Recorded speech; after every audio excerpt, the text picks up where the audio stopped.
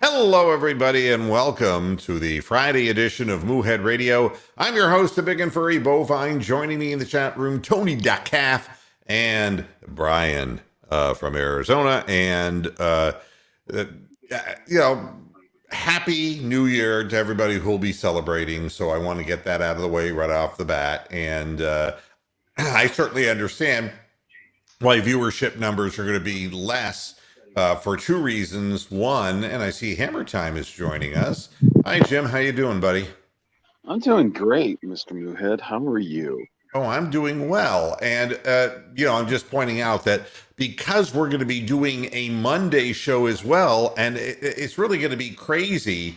I got to do two programs. Let's be honest. I'm not staying up late to do a post game. But, so the absolute pregame, if somebody suddenly gets COVID, that'll be on Monday. And today will be kind of an overview day of, some of the things that have been happening as far as in Northeastern Ohio sports, and as well as having to do with the Browns game against the Steelers. There's a number of things John Madden is now gone. Well, put that cow away. He killed Betty White too. I know. I mean, and I blame Gronk for this. Betty White. It was a similar thing with George Burns, the comedian. They booked him for his 100th birthday to do stand-up comedy, and he died just before that by falling in his bathtub. Now, Betty White, I don't really know what state of health Betty White was in because there hadn't been any recent interviews of her. Everything I looked up was a year and a half, 2 years old. So she just did something a few days ago. People magazine because it's 17 days. Hold on. One at a time. One at a time. I heard she was shot in bed by a jealous wife, but that's besides the point. I don't think she was shot by anybody since Alan Ludden. Now, who is next saying something? Oh, Betty White. She's did a thing for People magazine because it's 17 days short of her 100th birthday. Yeah, 17 lousy days. But what can you say? 99's pretty ripe, Right. And Rick, this holds a particular pain for me. I've met some fighters personally. You meet some athletes over the course of your life, but I haven't met many. But I only one NBA player have I ever been face to face with, and that was Sam Jones. And when I attended the University of Massachusetts in Amherst, I was there for 2 years before I flunked out. My neighbor was a guy. We lived in there were I'm going by memory, 1, 2, 3, 4 individual sleeping rooms and a little suite room, little community room there, and in Brown dormitory at the University of Massachusetts. And the guy who lived on the corner closest to the little lounge there was Aubrey Jones. And Aubrey I've kept in touch with through the course of a few years. And I had no idea that he was the son of Sam Jones. I had no idea. And one of the few times, I guess, that he really made his way up to the campus in Amherst, it was some kind of a student-parent kind of thing. And Sam Jones, I walk out of my dorm room and I'm looking at Sam Jones. I about passed out because as a kid growing up playing basketball, every time we'd make a bank shot, we go, Sam Jones, okay? The thing was we loved certain players, and what made him a great player, he's not the first name that you'd come up with if you were talking about the legendary Celtics. It would be, depending on who you are, it would be John Havlicek. If you were Tommy Heinsohn, it would be John Havlicek. That'd be the first guy that would, or Bailey Howell, or Bill Russell, grudgingly. But Sam Jones, Hall of Fame player, man.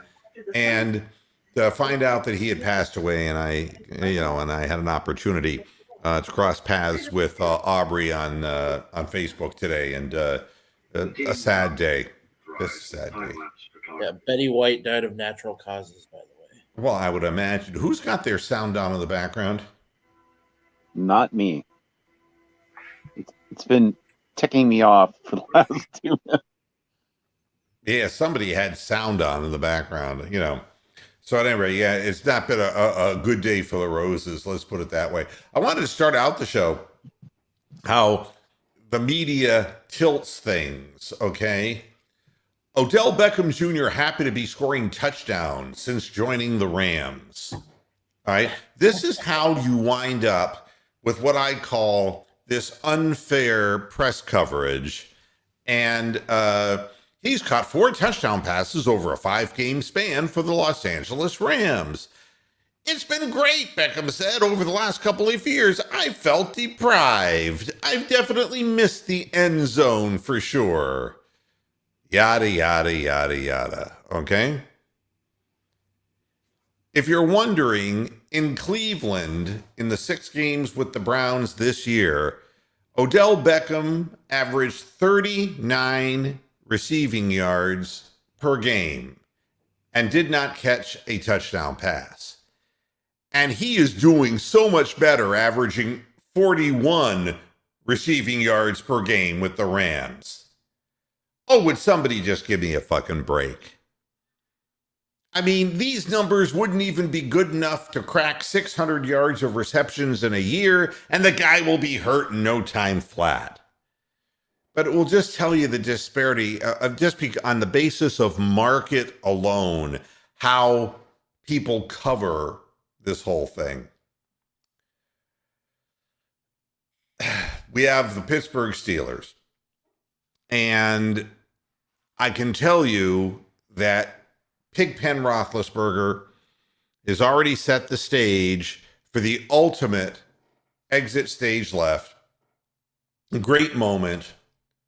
Who is the voice, Hammer Time, of the old NFL films? Really? Oh gosh. Jim, what the fuck is his name?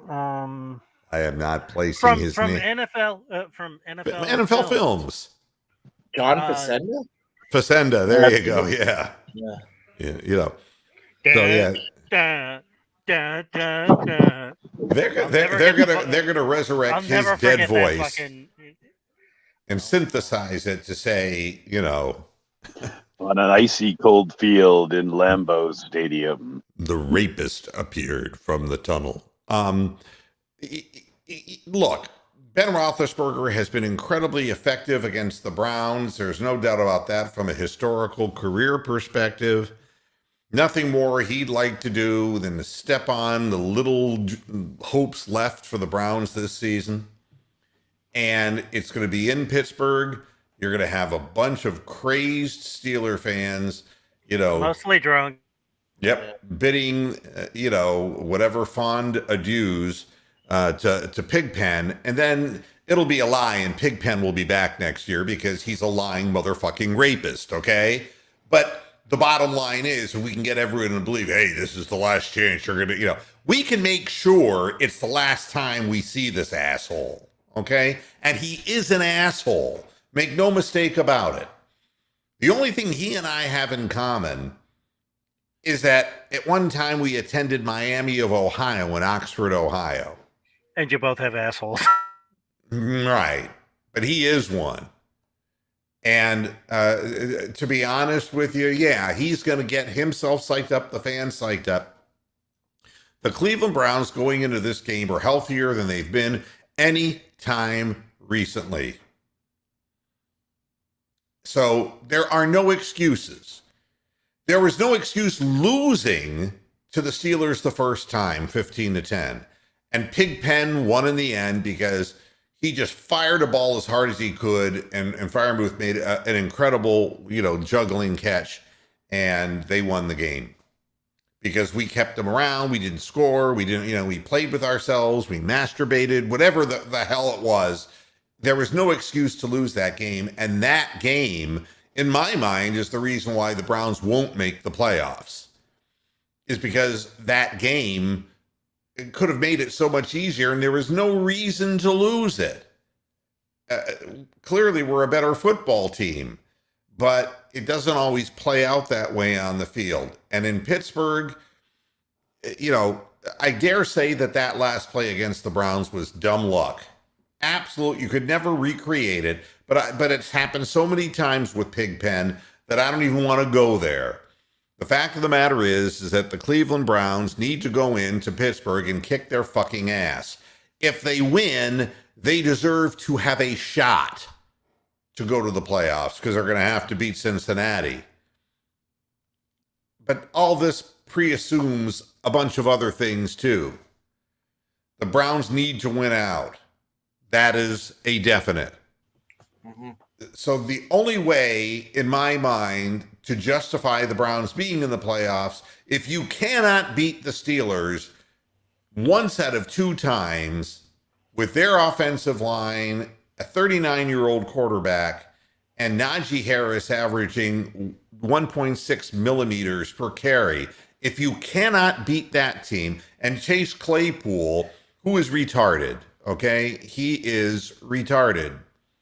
If you cannot beat that team 1 out of 2 times, you don't deserve to go to the playoffs. So I'm not even concerned. I'll be watching the game coldly, bloodlessly, and saying, you know something? If we don't win, fuck it. It wasn't going to happen anyway. We didn't deserve it. We'll be done with it. All right. So that's the first part of the equation. The next part of the equation is, Baker Mayfield receiving death threats. What the fuck? Yeah, he's receiving death threats from so-called Browns fans. And I've been talking about this for the past several weeks, that the people who are doing this... I told you they record that shit, Tony.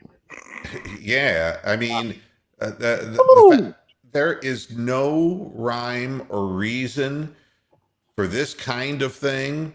And where the hate comes from, it's only getting worse in the country. It will continue to get worse. The direction and the climate of separatism that we have, there's no middle anymore. For sports, it's been exacerbated by all of the legal betting that's going on too. You cost somebody $1,000 in this economy, yeah, you might fucking hear something. Yeah, well, anger is the name of the game today, and I just don't have none of that in me for that. Guy's just doing his job, and I will push back and I will say he's going to be the quarterback next year. He's going to have surgery, and he's going to have better wide receivers. And I can tell you this. Everyone who's on the negative train, and by the way, Rick, absolutely right. The Rams have to beat the Ravens. And I mean, with their, like a club dick, beat them to death with their penis. And the Chiefs have to beat the Bengals to help us out. And, who knows? I'm sure that just got Amsterdam excited. Yeah, it's way too many moving parts to really prognosticate the whole thing. But that's the odds we've put on ourselves. Yeah. Baker Mayfield's going to be the quarterback next year. And for those people who say, no free agents are going to come to Cleveland, never going to happen. Nobody's happy coming to Cleveland. Well, I can tell you one person who is, and that's Ray John Rondo. I know that Amsterdam wanted me to do that so badly. But again, the Cleveland Cavaliers at the end of their rope. Why? He's not Cuban. Darius Garland is out until the protocol clears him. Ricky Rubio, who is having too good a year, Every time he has a good year, it happened in Minnesota too. I'm so torn ACL. Yeah. And right in the year where I feel badly for him because he was putting his heart and soul into it, but 31 years old, already having had a torn ACL and playing not just the minutes, but the demanding minutes of really pressing the ball up and down the floor. A lot of transition on this Cavaliers team offensively and just constant movement of the ball. An unfortunate thing, I don't know if he hit a wet spot on the floor and that started the slide, and then he caught his left, and it went. And I knew it was gone just by his reaction. You just know athletes inherently know when they've done something terrible, just terrible. And here we are, we're forced to play John fucking Pangos. All right. Was it Kevin Pangos? Yeah. Bruce Pangos. But it really doesn't matter. But yes, it is. You are correct, Tony. Here today, gone tomorrow. Pongo Pangos. I'm surprised they haven't just got a pangolin out there to play. Oh God, yeah. My thought was though that probably would be better. this didn't totally surprise me, only in the speed of how soon it happened, because I really thought Rubio was the right kind of a complement player to come off the bench and do that, and then you lose, both guards for at least Garland for the time being, and when you sat there and you thought, all right, now Rubio's going to have to play the most minutes he's played in a long time. And I'm thinking, how many games is he going to be able to hang on like that and still be doing so well? And he was doing so great in that game. And that's your answer. I just thought I thought he would break down in about 2 weeks is what I thought would happen. But and Amsterdam's absolutely right, because all of these, a lot of these guys, European, were playing for the time they were so young. And look at Jetty Osman. Jetty Osman has been playing forever. Yeah, he was forever. I mean, if you take into account playing overseas, these guys when they come here, in many instances, have played for years in the EuroLeague. So it's this was an unfortunate thing, but the view of the Cleveland Cavaliers, and if you watch the games, you're actually seeing them get some fair calls, is that the Cavaliers are an ascending franchise right now. And no one saw it coming. And Rondo found out that they were looking at trading him to Cleveland. And everybody knows that Rondo is not my favorite guy. And this could be a bad thing for the standpoint that he can be trouble. He could be a hard guy to coach, and he's had problems and caused trouble in a number of places that he's been. He's also 35 and has been in the league for 16 years. And he's shooting his lowest percentage from the floor that he has for his entire career. But you try finding somebody who can handle the ball and whip it around and has the ability to assist. It's so funny. I always talked about Lonzo Ball, like he can't shoot. Well, he's learned to do better.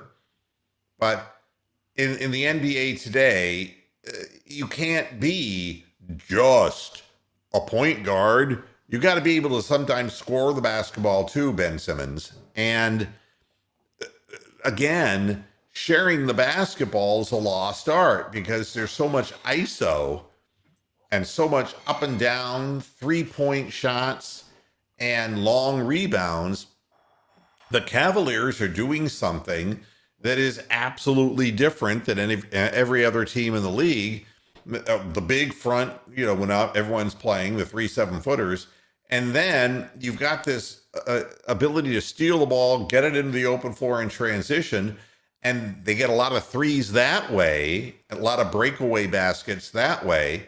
And even a guy like Isaac Okoro, who is not much of a shooter, was getting the ball wide open in the corner and starting to make them, because when we put both Rubio and Garland on the floor at the same time, the ball was just whipping around so fast, it could be anyone who got the shot, and they'd be wide open. So we're hoping that Rondo can at least maintain some of that so that the second unit will have more potency. We're going to have to wait, and who knows how long we have to wait for Darius Garland to get back. He's the straw that stirs the drink for the Cavaliers. No Darius Garland, no woman, no cry. You're not going to win without that point guard and him scoring 20 points a night. But I found out something watching them last night, which was a painful game to lose 17 points to that Wizards team. But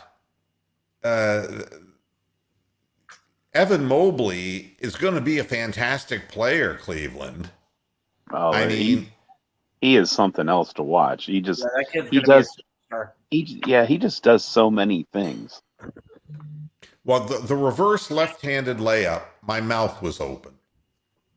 He went underneath the basket and banked it. I don't know what in the hell. And then he blew by another guy and got a reverse layup that way.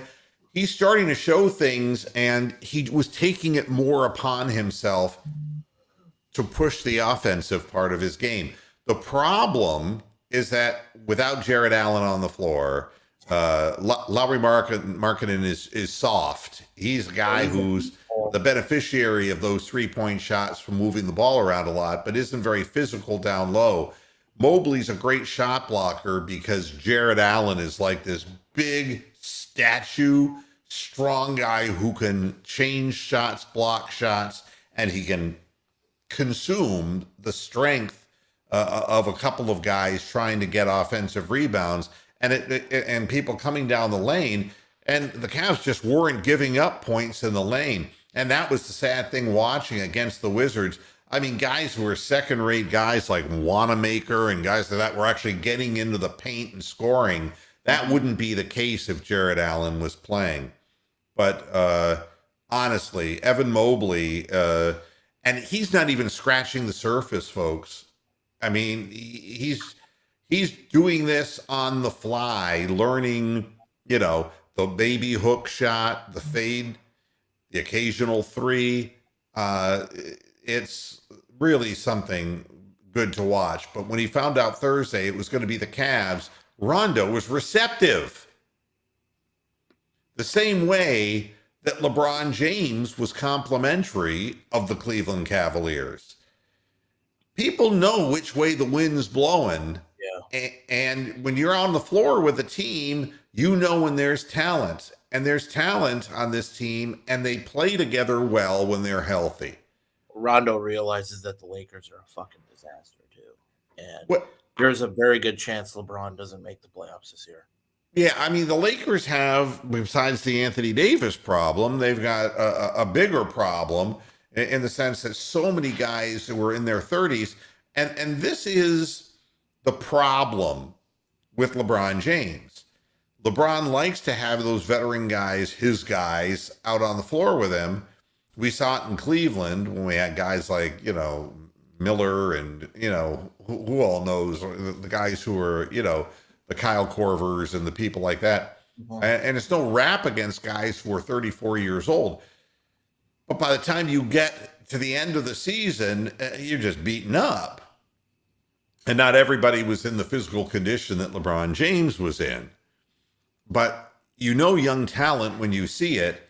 And Cleveland's in a position right now, if Isaac Okoro can just figure out a way to become a 38% three-point shooter and just to play defense the way Bruce Bowen used to do it, or the way, they're the guys who were really the tough defensive guys.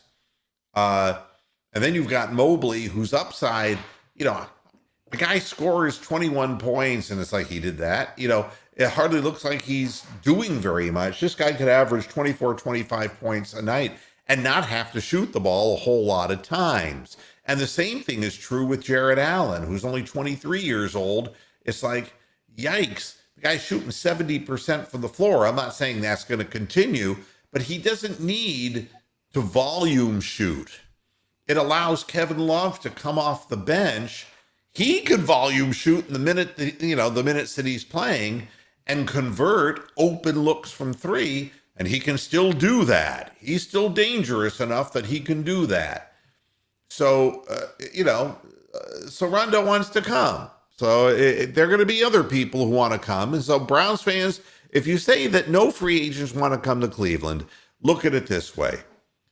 You got the best offensive line, the best running backs, okay? And contrary to what you think, your quarterback, when he's healthy, is in the top 20 to 25% of the quarterbacks in the league.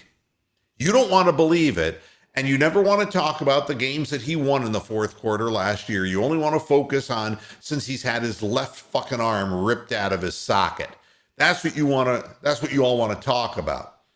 But the truth is, the Browns have done what I wanted them to do. I wanted them to be better this year, but they did what they had to do. They used their draft to bring defensive players on the field, because God only knows we didn't have any of them last year. The secondary was so pathetic last year. Compared to this year, there's no comparison whatsoever if they can stay healthy. Our athletes are far better than defensively than what they were a year ago. Now Jadeveon Clowney is saying, I'd love to stay in Cleveland. So, all you negative Nellies here, these are my two little friends right here, all right? There are people who will want to win in Cleveland and play in Cleveland because they have a good team. And the coach has to get wiser. Baker Mayfield has to work on his footwork. I'm not saying that he is blameless in all this. But they got to hire a quarterback coach to get that done. You got to have a guru that Baker's believes in and a guru who believes in Baker, and got to have them working together. And he's also got to get this surgery, which is a 6-month recovery. So that's what that is. But don't say that good players won't come to Cleveland. They absolutely will. I mean, the fact that Jadeveon Clowney, who has been, in my mind, one of the few guys who actually came as advertised, not a big, sack master, but man, he's good against the run. Our defense against the run improved so much with his arrival. There will be other guys who come to Cleveland. Cleveland won't make the playoffs this year, but we're going to be a better team because we'll have 1 year under our belt in our defense, and hopefully a quarterback who's healthy, who will return back to his 2020 form. And there's no reason to believe why he wouldn't do that. Plus, the Browns this week finally get to practice. And again, everybody wants to, send death threats to Baker Mayfield. Baker Mayfield hasn't been practicing this year because of the injury he has, or the injuries he has had. If you think that you can just do this via remote on the, you can Zoom your way into executing on game day, you got to practice. You got to go through reps. Finally, we're getting reps this week, and we had that extra, get the extra 2 days, man. Take advantage of it. The Browns are going to be in the best position to win that they could possibly be. And if they don't, then y'all can complain to me all you want. But I'm just saying. Plus all of the bodies that are coming off the COVID list. Yeah, there are a bunch of people who, are,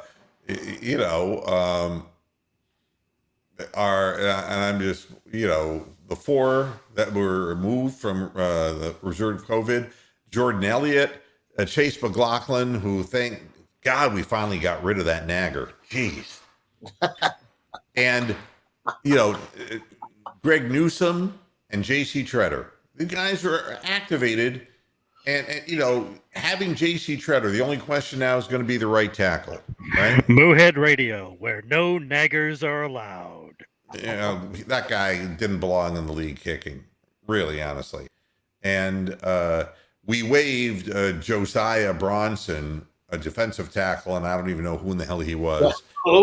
Yeah, I know. I have no clue. But getting Newsom back off the concussion protocol, Treader back out on the field again, and say what you will about Chase McLaughlin, he would give you a better chance than Chris Nagar, by the way, folks, is the way you pronounce it.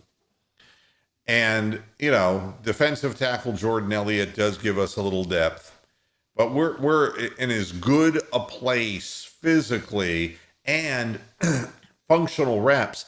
And even Kareem Hunt participated lightly in practice. Oh. And they're trying to ramp him up so that he'll be out on the field. So if that's the case, you know, that's good news. And I think that's, you know, all you can ask for. You look at the guys we've not been playing with. Jadeveon Clowney, Greg Newsom, Ronnie Harrison, Malik McDowell, J.C. Treader. They're all back. This is our frontline team against a 39-year-old quarterback in weeks, 16. Or is it week 17? And, we're going up against a team that will be beaten down in a different way. And you saw the way they played last week. They're going to be up for the game, but we're going in full bore with our guys and practicing with them. 3 players left on the reserve COVID-19 list. Tony Fields, Alex Taylor, and Lee, linebacker. And 2 others, Nick Mullins and Tedrick Thompson, are on the practice squad COVID list. So that's not going to affect the Cleveland Browns. We have our top 2 quarterbacks. We've got our top running back, and we might have our number 2 running back and Dearness Johnson, our number 3. Problem is our receivers are not getting any better, but we've been through that already. And there's no reason to bitch about it anymore because it ain't going to change until next year. Anthony Schwartz is always prepared to make plays after scoring first career touchdown. Oh,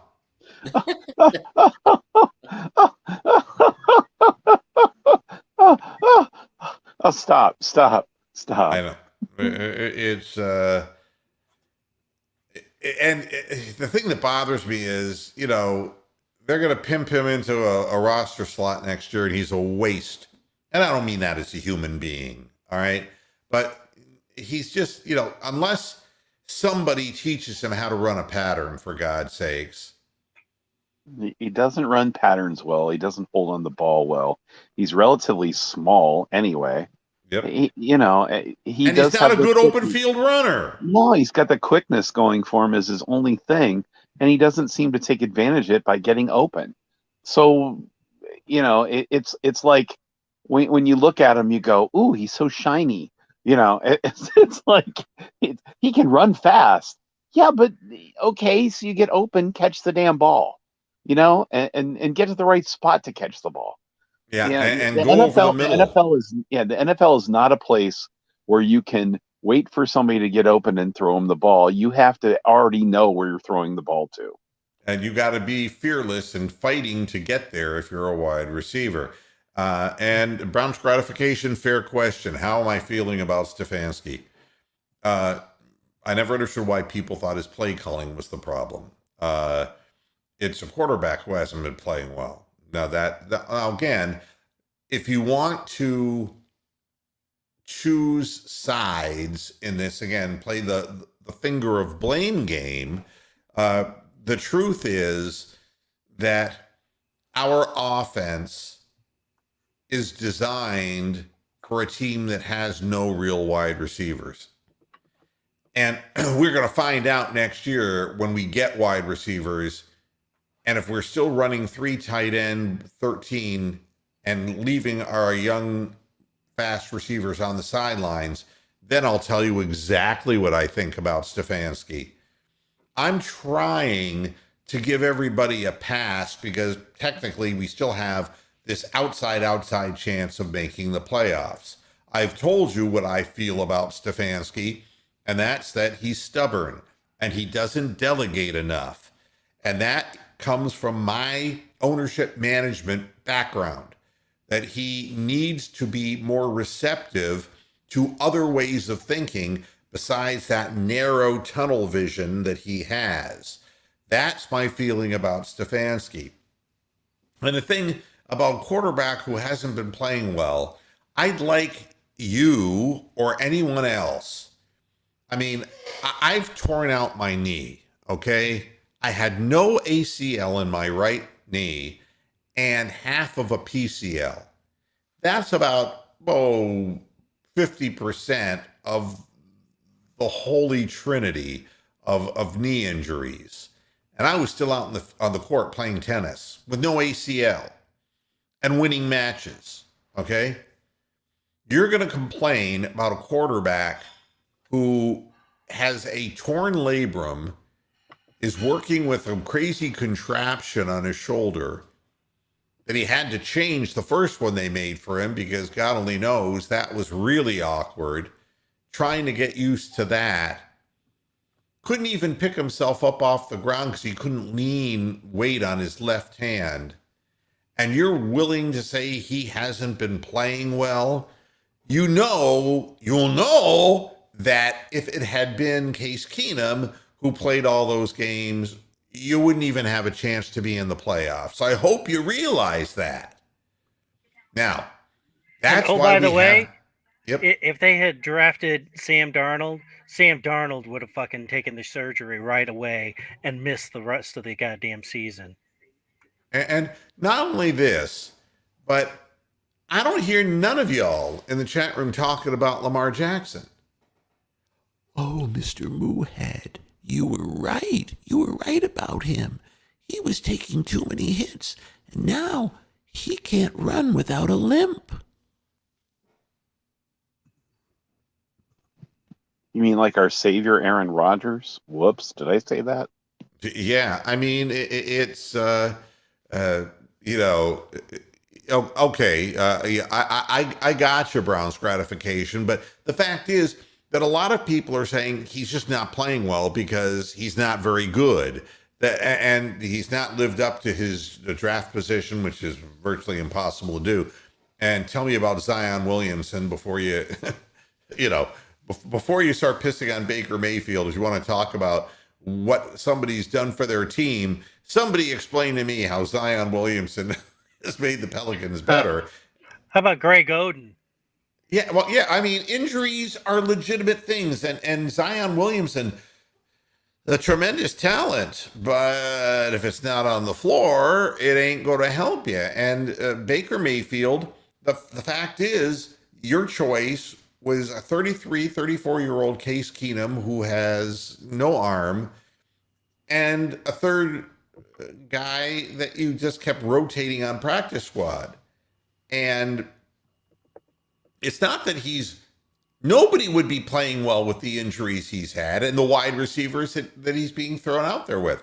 I'm going to say that I will judge Stefanski next year by how he utilizes better receivers within the offensive scheme. All right. And rather than getting all angry like I do right after games and say, if he calls that double pitch out one more time, I'm going to fucking have his ass. I'll say, let's just hold on and wait. Jarvis Landry ain't going to be back next year. All right. That's a done deal. It's not going to be here. And again, I have nothing against Jarvis Landry, but we need fresh legs, not broken bodies. We need a passing game that will take us through 17 games. Not a guy who's going to come out on the field and after he makes 3 catches, grab his side and haul his body off to the sideline. It's a cruel sport, and you got to bring young blood in. And I want to see Baker Mayfield develop chemistry with good, young, fast receivers. It's going to be a tricky thing to try to estimate whether you keep Baker or you don't keep Baker.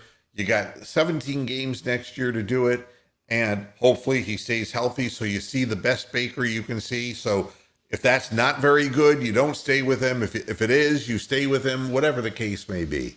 At this point, it's an interesting question. Earlier in the year, it was the arrogance of Lamar Jackson that said, I want to talk about a contract. I'm just concentrating on playing football and winning, which is the dumbest thing I've ever heard in my life. I mean, maybe that gets the fans on your side, but it's not a realistic way of looking at things because injuries can hit at the drop of a hat. And what I saw all those weeks ago, before anyone even mentioned it, and I've been watching every game that the Ravens played, and it's like, you know something? In years past, he'd go back to pass. First read wasn't open, he'd take off. Then he'd run outside the tackle box on fake handoffs, go around the end, get to the open field, and make people look stupid. All of a sudden, man, Greg Roman has him running inside the tackles, which is the dumbest fucking thing I've ever seen in my life. Why would you do that? And so, well, all of our running backs got hurt, so you've crippled your quarterback? Your first round asset? This is what you did to him? My feeling about this is that I could see it coming. For the first time in his career, the hits were not oblique. They can't be oblique hits when you're running directly into the interior of the line. You're going to take brunt force trauma head on. And that's... Go ahead. Going back to the contract thing, it's the difference between looking at football as a game versus a business. Lamar still sees it as a game. He doesn't really understand the business aspect to it. And that's why he's not smart, because, you know, you can talk about all kinds of things, and I don't want to see Teddy Bridgewater. I don't want to see that. Although we might. I don't want to see it. The idea of thinking that you're so great that you can maximize your dollar value because, by golly, I'm going to go to the Super Bowl this year, and that's going to put me in the upper echelon, and, you know, whatever daydreaming he's doing. The guy I saw try to practice a day ago, that was sorry shit. And I'm sure that they'll shoot him up with something. And that whole thing, I told you he didn't have an ankle. That was not an ankle injury. Now they're describing it as a bone bruise. And I don't think that's what it is either. I'm not sure what the deal is, but a Lamar Jackson who partially torn Achilles? I don't know. But I can tell you this, a Lamar Jackson who's not mobile in the pocket and can't threaten you with his legs is a Lamar Jackson that you have right where you want him, and that pocket will collapse and he will get killed. It's bring on the Huntley. And, you know, and that is the trouble, Amsterdam. He believes he can do it all himself, and obviously nobody can. Ben Roethlisberger's 39. The last couple of years have been really rough to watch what it's done to him physically. Big, strong man. And Aaron Rodgers, you know, with age comes, you know, he's got a little foot thing, a pinky toe or a toe injury, and he's making it look like, you know. And it got stepped on by Myles Garrett. Yeah, but he's making that... so if you think that hurts, what do you think the tear of the labrum feels like? I mean, the thing is, to be 36, 37, 38 years of age and still playing quarterback in the NFL, those guys are few and far between. They're very lucky, and they made a lot of money. But it starts with the first big contract, and Lamar Jackson has failed that. And you know that the owners will take whatever advantage they can if they, well, you know, you're not quite as healthy as you were. So we're going to have to temper our offer to you. You know, we're going to lower that a little bit there, Lamar.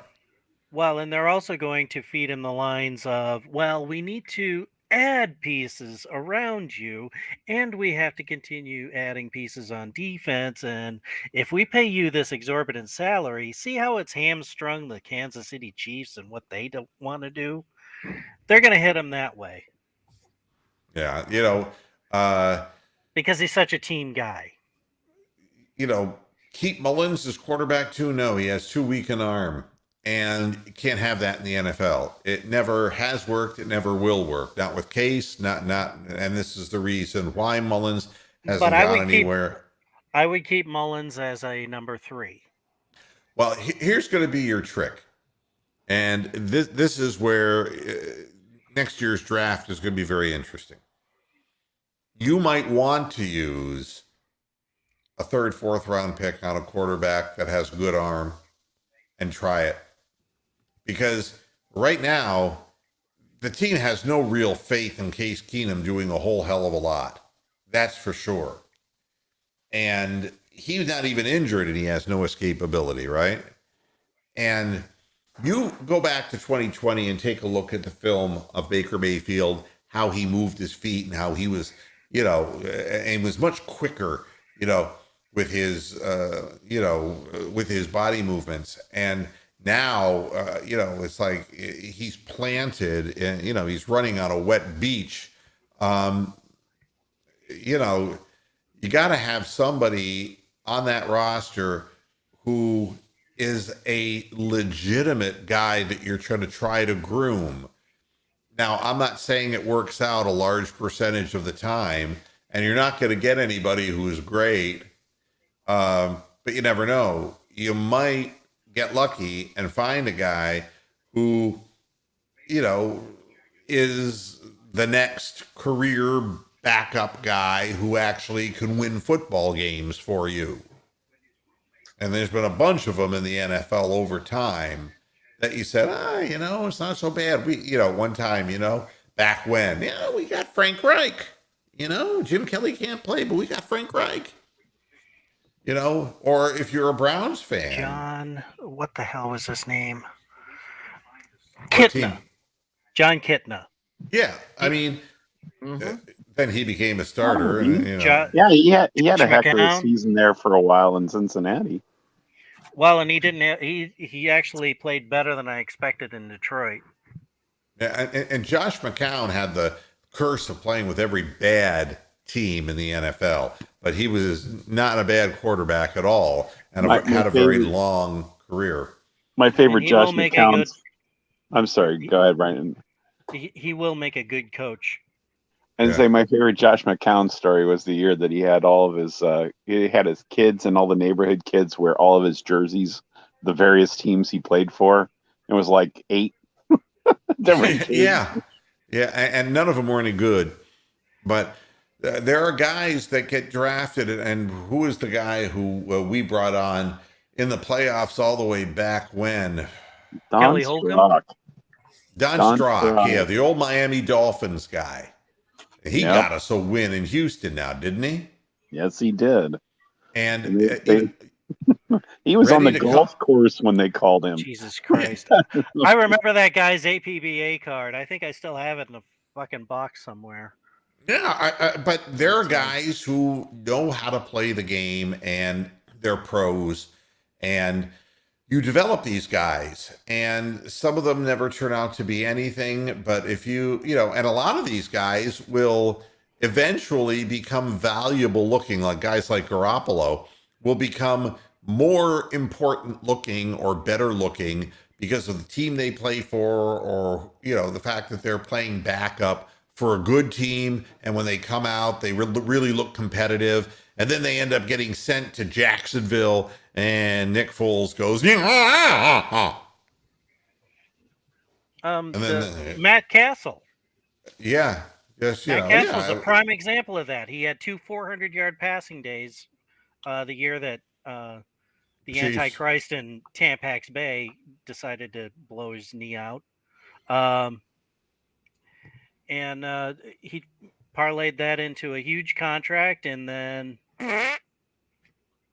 Well, but that's the dream of every backup quarterback, is that he'll and he never threw you a pass at USC. That's the one good amazing contract. If you're wise with your money, one good contract, you're set for life. So you're looking for that guy. That's who we're looking for, and it's Remember not going to Matt be easy. Flynn for the Packers? Matt Who? Flynn. Matt Flynn. Oh, Matt Flynn. for the Yeah, Packers. yeah. Had Who a got couple of screwed. big games, parlayed it into a big contract. Yeah, I You mean, know. And then got screwed over by Russell Simpson. Yeah. And look at a guy like Ryan Fitzpatrick. Yeah. Long career. And, he would have his games where, he would legitimately throw for 400 yards in a game. But then the next week he would throw 3 interceptions, But you're looking for somebody who can come off the bench and win you an important game. I'd be looking if I were the Browns. I thought it was funny on who was practicing and who wasn't. According to Stefanski, in his press conference,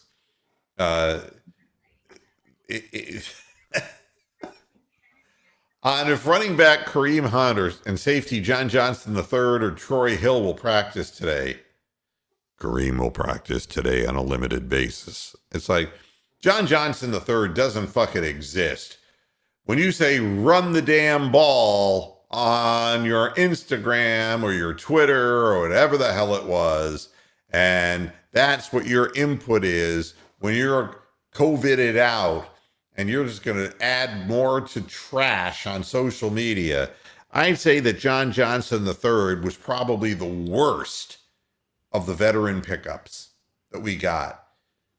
All talk, no action, and when he's out and can't help the team, he hurts the team by fucking around on social media. He is in the doghouse, folks.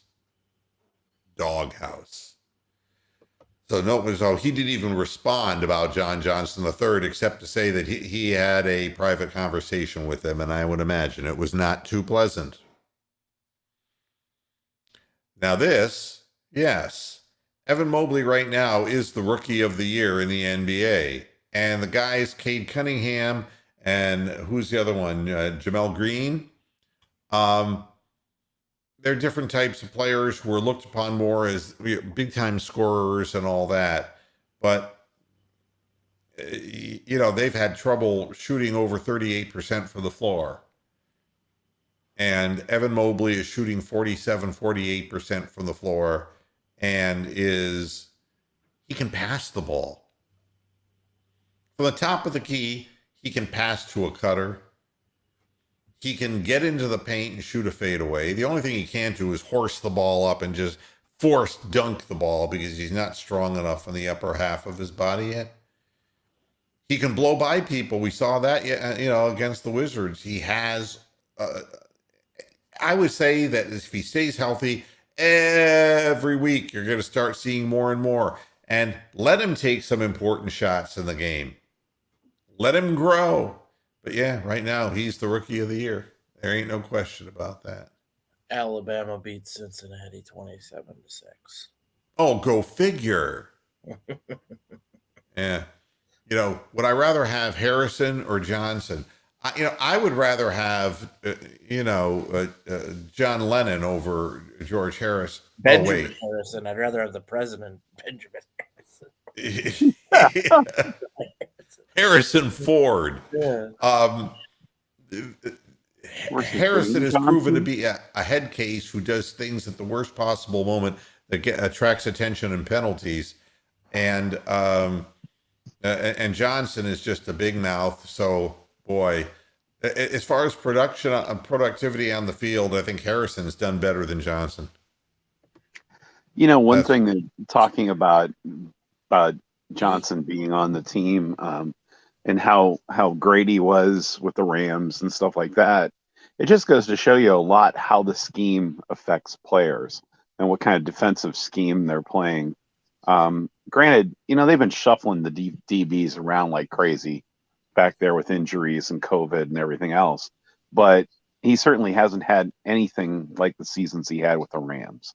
And that's maybe that has to do with the scheme. Maybe it has to do with he got the big contract and now he's and no longer has the incentive because this is the last big contract, right? Yep. Now, before we get out of here, I want to point out something. We have no microcosm. We have 15 of 17 games, okay, done. And we can look back at it. The Browns lost to the Chiefs 33-29 to start out the season.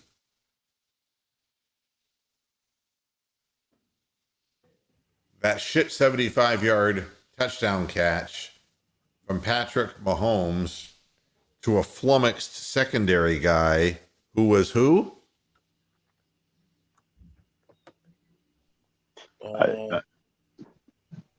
If you said John Johnson III, you'd be right. That's right. Yeah. 75-yard touchdown play with 10-10 left to play. Pull the Chiefs within 2 points. But it's Baker's fault we lost. This is the way, these historians talk. How did we lose against the Chiefs? Does anybody even remember? Well, it didn't help the fact that Jamie Gillen fumbled a punt. That's the whole game.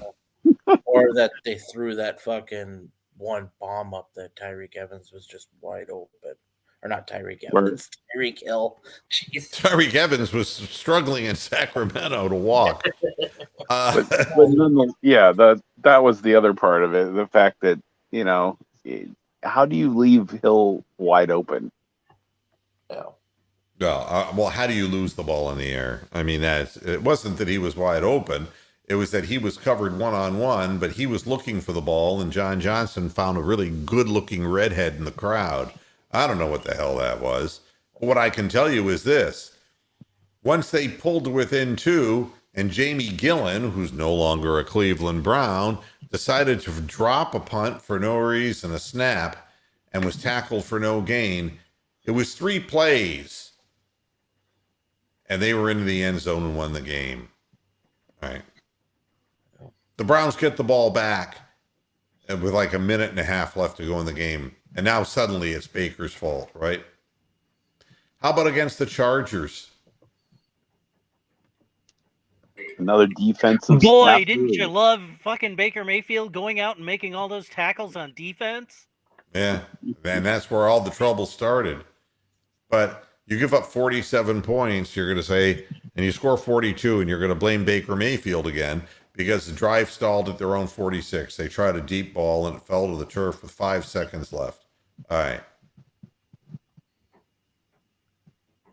I mean, you look at it week after week, losing 15-10 to the Steelers. We talked about that. Jarvis Landry lays the ball on the ground following an 8-yard completion with 6 minutes left in the game. And his tough fourth quarter continued with the Browns driving late. He dropped the first down. Yeah, he had a critical drop in that game, too. Yep, he dropped a first down throw at the Steelers 39. Then on 4th and 12, he was unable to haul in another pass to keep the drive alive. On that same drive, Mayfield hit Odell Beckham in the hands, but the ball was dropped. Right? All of these have happened, We lost 16-10 to the Ravens. I mean, Arizona, we got our butts kicked. New England, we got our butts kicked. But that's going to happen. But that's going to happen. This is the NFL, right? It's happened to the Ravens. It's happened to the Bengals. We did it to the Bengals, right? Exactly. I mean, but all these other Bengals teams did it to the Ravens twice. Yeah. Baltimore, Vegas, Green Bay. It just, yeah. All these games were within reach. Yep. And it's like We lost to the Raiders. We didn't even have a team. And we still managed to give up a 48-yard field goal as time expired. Greedy Williams intercepts a pass, And it looks like all I have to do is run the football. But no, that would be too goddamn easy. Nope. Well, it was fine if they kept running left, but they decided to run right into the teeth of the defense, the guy that's been blowing up the offensive line all fucking night. That's what pisses me off the most. And number 5 made a fantastic play off of the Janovich block to stuff that play. Yeah. But you see, to point at one guy and say it was all on Baker Mayfield, he can't win close games, it takes a lot of things to win a close game or to lose a close game. And you're all going to be bitching about the Cleveland Browns. You're going to keep play in the COVID game. Yeah. But, you're going to keep bitching and pissing and moaning, but I'm telling you, they're going to be free agents wanting to come to Cleveland because guy with an injured left arm and ripped out, knee and foot, and they're still technically trying to fight to get into the playoffs, and they got the offensive line secured, and we're starting to develop backups for those guys. We just need wide receivers, man. People will come, and I just believe that with all my heart. I'm done, but that doesn't mean I'm done watching football. I'll be watching this weekend to see exactly what happens. There's too many important games. I'm not predicting the game until Monday. So we'll hold off our predictions until then and see if anything new occurs. Cavaliers are on 7:30 tonight. They're playing the Hawks. Trae Young is back with the Hawks. It's going to be another hella game. We're not going to have Rondo until he clears protocol. So we're going to be without a point guard again tonight.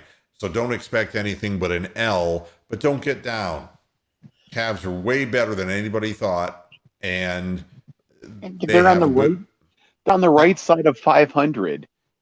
That to me is a good thing. Yep. And I'll tell you something else, that if we can just get some of the pieces back again here and the tempo and the pace that we play and getting our defensive guys back in the paint and all of our 7-footers together again. And it's been tough with Markkanen getting COVID, with Jarrett getting COVID, and with Mobley getting COVID and also hurting his hip. It's been a little bit difficult. But this team wins with defense. They keep scores down, and they have the ability to make some quick runs because they get teams to turn the ball over. They're scrappy. But part of that scrappiness, Jetty Osman off the bench, he's been gone. So be patient. This is a young team, and it's still a work in progress. But I'll be watching the Cavs just because I like the direction they're going, and it's not real fun to watch right now. It's kind of painful, but we'll get there. Hey, they already won more games than I gave them credit for. Yeah, well, I said they're going to win 25 the whole year. Shows what I know. So, but nobody could see this. Peter Powell's asking, what time is Sunday's show?